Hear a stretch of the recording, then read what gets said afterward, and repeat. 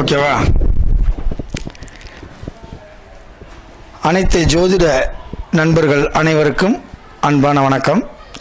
இன்னைக்கு நம்ம இந்த வகுப்பில் என்ன பார்க்க போகிறோம் அப்படின்னா, இருதார தோஷம். ஆனால் 3 நூலில் இருதார யோகம் போட்டிருக்கோம். அது என்னையை பொறுத்தளவு யோகம் கிடையாது, தோஷம்.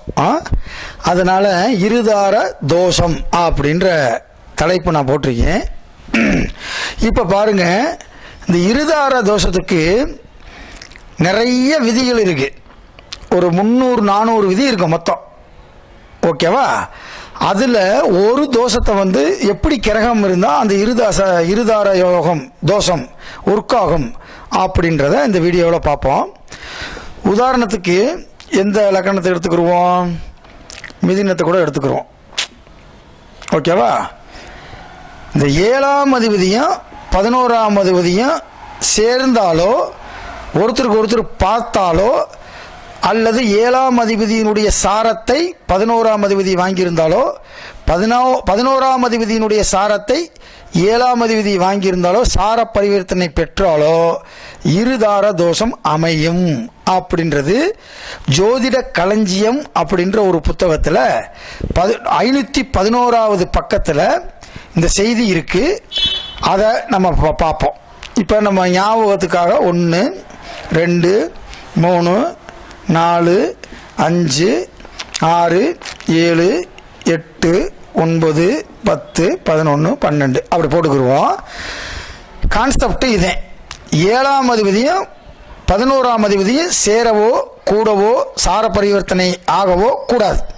அப்படி இருந்தால் அது இருதார தோஷத்தை கொடுக்கும். பல ஜாதகத்தில் இது பார்த்துருக்கோம். நடைமுறைக்கு கரெக்டாக வந்திருக்கு. மூல நூலில் சொன்ன விஷயங்கள் படி நம்ம ஜாதக கட்டத்தில் அந்த அமைப்பு இருந்துச்சுன்னா, அந்த திசா புத்தி நடைமுறைக்கு வந்துருச்சுன்னா, மனைவி உயிரோடு இருக்கும்போதே இன்னொருத்தரை கல்யாணம் பண்ணிக்கிடுவார். சென்னையில் ஒருத்தர் மனைவி உயிரோடு இருக்கும்போது திடீர்னு ஆபீஸில் வேலை பார்க்குற பொண்ணை கல்யாணம் பண்ணிட்டார். இதே அமைப்பு தான் பார்ப்போம். இப்போ மிதுன லக்கணத்துக்கு 7ஆம் அதிபதி குரு. ஓகேவா? இங்கே குரு. இப்போ 11ஆம் அதிபதி செவ்வா. அந்த செவ்வா லக்கணத்தில் இருக்குன்னு வச்சுக்கிடுவோம். இப்படி ஒரு அமைப்பு இருந்தால் அவங்களுக்கு இருதார யோகம், இருதார தோஷம் வந்துவிடும். 7க்குரியவனும் 11க்குரியவனும் சேரவோ, ஒருத்தருக்கு ஒருத்தர் பார்க்கவோ கூடாது. அப்ப லக்கணத்தில் செவ்வாய் இருந்தா செவ்வா தோஷம் அப்படின்னு ஒரு பாயிண்டை நீங்க எடுக்கணும். அப்ப லக்கணத்தில் இருந்து செவ்வாய் நேருக்கு நேராக ஆட்சி பெற்ற குரு, மூலத்திரிகோணத்தில் இருக்கக்கூடிய குரு 11ஆம் அதிபதி நேருக்கு நேர பார்த்துட்டாரு அப்படின்னா அவருக்கு 2 தாரம், 2க்கு மேற்பட்ட தாரம். ஓகேவா? ரைட். இப்ப 7ஆம் அதிபதியும் 11ஆம் அதிபதியும் சேர்ந்து இருக்கிற மாதிரி ஒரு அமைப்பை பார்ப்போம். ஓகேவா? 7க்குரியவன் யாரு? குரு, செவ்வா. இந்த 2 சேர்ந்து இருக்கிற மாதிரி எங்க பார்க்கலாம்?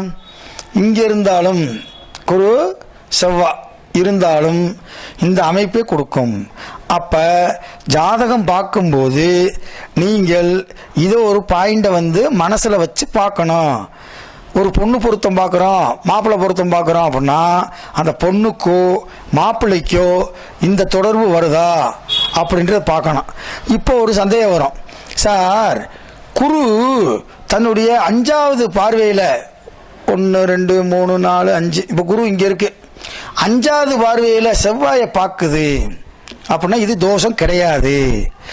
2மே கனெக்டிவிட்டி ஆகணும். குருவும் செவ்வாயும் கனெக்டிவிட்டி ஆகணும். இப்போ குரு 5வது பார்வையில் செவ்வாயை பார்க்குது சார், ஆனால் செவ்வாய் பார்க்குதா? 1 2 3 4 5 6 7 8 இதோட செவ்வாய் பார்வை முடிஞ்சிடும். செவ்வாய்க்கு பார்வை 4 7 8 இதோட முடிஞ்சிடும். அப்ப செவ்வாய் பார்க்கல, குரு தான் செவ்வாயை பார்த்திருக்கு அப்படின்னா இது யோகம். புரியுதா? இது குரு மங்கள யோகத்தில் வந்துடும். குரு செவ்வாய் பார்த்தோம்னா, குரு செவ்வாய் பார்த்தோம்னும் போது உங்களுக்கு குருமங்கள யோகத்தில் தான் வருமே தவிர இது தோஷத்தை கொடுக்காது. அப்ப நீங்கள் பார்க்கும்போது 7ஆம் அதிபதியுடைய நிலைமையை பார்க்கணும், 11ஆம் அதிபதியை பார்க்கணும். அந்த 11ஆம் அதிபதியும் 7ஆம் அதிபதியும் சார பரிவர்த்தனை என்னமும் பெற்றிருக்கான்னு பார்க்கணும். இதெல்லாம் மைனூட்டாக பார்க்கணும். ஒரு ஜாதகத்தை பார்க்கணும் அப்படின்னா குறைஞ்சது 3 மணி நேரம் ஆகும்.